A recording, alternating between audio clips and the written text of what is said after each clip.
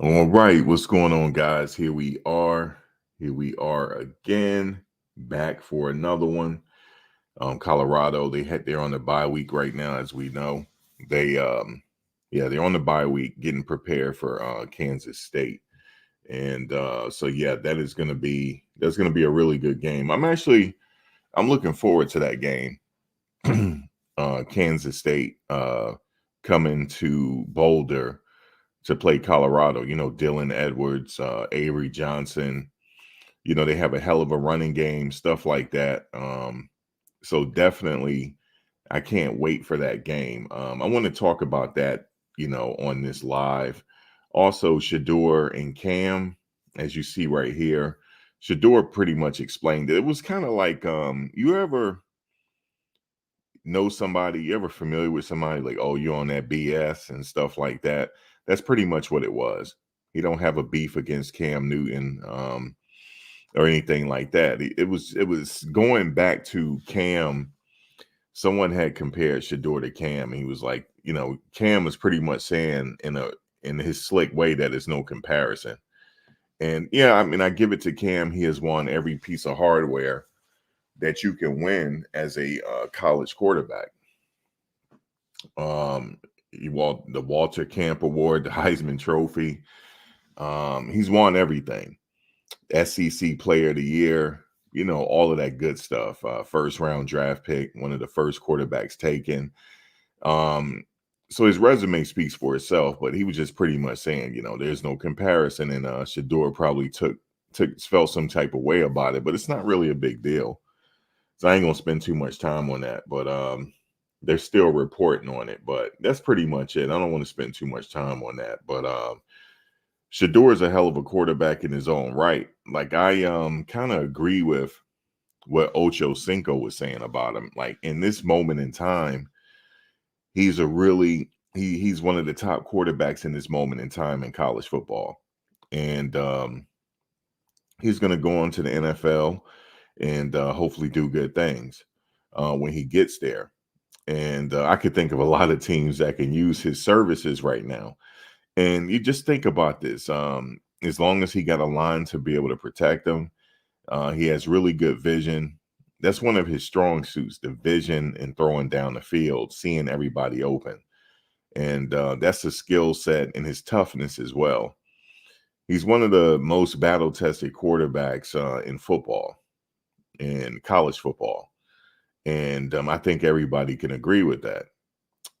Just the amount of times he got sacked last year, and he still threw for over 3,000 yards. For me, that's very impressive. I never played quarterback. I mean, it's a hard position. It's one of the hardest positions on the field, if not the hardest position on the field. What you guys think, as far as college football is concerned, what's the hardest position on the field, man? I think it's the quarterback. Um, Everything falls with the quarterback. If he has a bad game, it's just going to be all downhill. And they have to trust that the quarterback make the right decisions and the right reads at the right time, you know. And sometime if he has to thread that needle through that closing window, and it's just for me, it's a hard thing to do. But I appreciate the quarterback position. I played a little offensive line, tight end, so I really appreciate the trenches more than anything. But I do recognize that the quarterback position, he really has to be on point. But taking nothing away from Cam Newton, he was pretty decent as a quarterback when he played, man. Um Won two national championships. One, he was a backup at Florida under Tim Tebow. So, but they credit him for two national championships. The other one's at Auburn, we know. But anyway, it wasn't really nothing there. So Shedeur is preparing for Kansas State. Now, moving right along, we got Avery Johnson here. Avery Johnson is Offensive Player of the Week in I believe the Big 12 conference. He's a speedster quarterback, and he already had a lot to say already. He was like, "Look, it's on." He said that to one of our players on the Instagram. He said, "It's on." And the player was like, "Yeah, let's go." So it is on. he does admit that it's on, and I like that he said that he's a competitor. I'm sure he's going to bring it, and they're going to have to be ready for Mr. Johnson and company. You know, he has a lot of speed. I'm going to be looking at the team overall, but let me just look at let's see, Kansas State. Let me just go to Kansas State really quickly and look at what their body of work that they've done so far. Speaking of Avery Johnson, let's see. That was September. Okay, their first game was against UT Martin. They blew them out 41-6. Their second game was against Tulane. They beat Tulane 34-27 to make them 2-0. And then they went on to Arizona, beat Arizona 31-7 to make them 3-0. And then they went to BYU. The last game that BYU. They lost to BYU 38-9. So BYU is one of them teams this year, man. The BYU ain't nothing to play with. And their last game, they beat Oklahoma State 42-20. So their only loss was BYU. And like I said, Brigham Young University, it wasn't really a team on my radar. I'm not going to lie to you. But BYU is, I'm going to have to look a little closely at BYU. BYU seemed like they're bringing that sauce this year. So, yeah, that's their body of work so far. So they had quite a bit of a schedule here. I mean, UT Martin, they blew them out. Their last game, Oklahoma State, 20-42. And now they have to go on the road and play Colorado. Let me just look at their last game, Oklahoma State. Look at the stats. So Avery Johnson, he was 19 for 31, 259 yards, 3 touchdowns, and 1 interception. They're rushing DJ Giddens. He's a pretty decent rusher. He had on 15 carries, he had 187 yards. He was averaging 12.5 yards a carry, 1 touchdown. And Avery Johnson, 5 carries for 60 yards, 2 touchdowns. So Avery Johnson is somebody they're really going to have to pay attention to, is Avery Johnson and DJ Giddens. Let's look at their receiving core here. Jace Brown, 4 receptions for 78 yards, 1 touchdown. Jaden Jackson had 5 receptions for 55 yards. He averaged 11 yards on his campaign. Keegan Johnson, 4 receptions, 52 yards. So they get a lot of people open. Even DJ Giddens got into it, 1 reception, 22 yards. Their other touchdown came from Garrett Oakley. He had 1 reception for 19 yards, 1 touchdown. Dylan Edward had 2 receptions, no touchdowns. Will Ancho had 1. He also had a touchdown. So, which that's telling me that Avery Johnson likes to spread the ball around. And in conjunction with that, they have a really nice running game. So that is going to be something that Colorado going to have to look at their running game.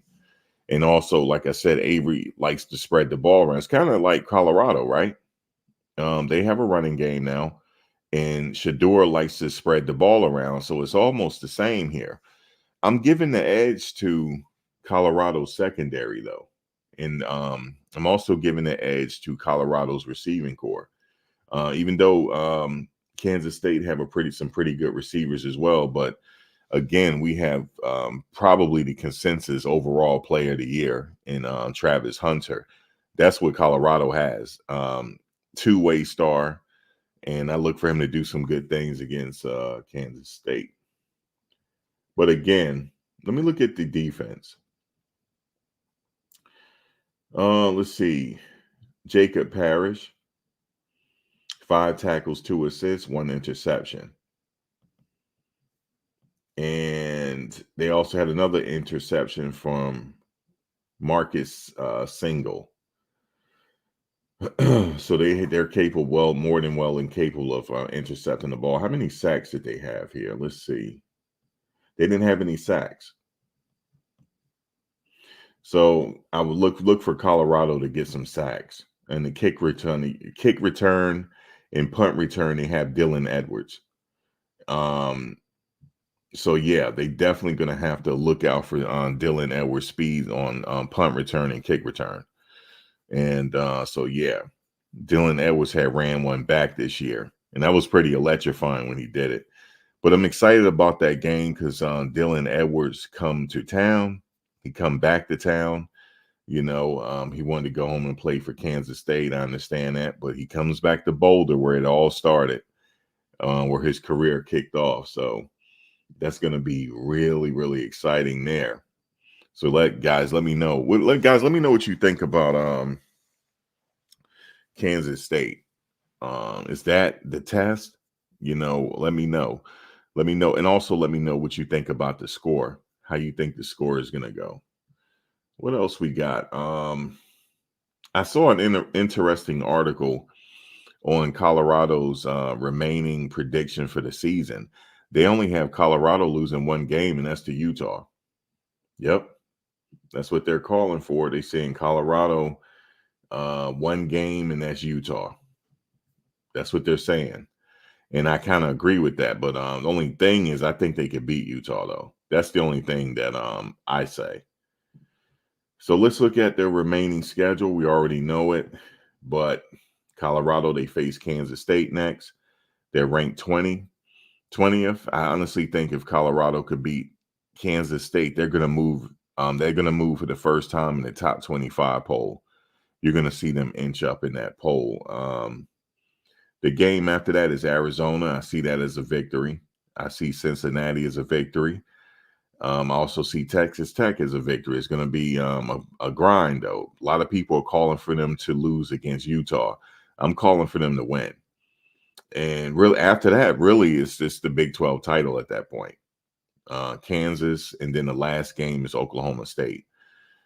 And I believe that is a home game.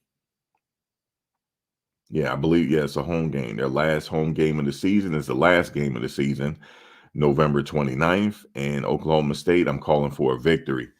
And then from there, we got to start thinking Big 12 title. They get to the Big 12 title game. Obviously, the overall consensus player of the year is Travis Hunter. And I think if he continue to play like how he's playing and continuing to be on an island of his own where the quarterback is not throwing his way,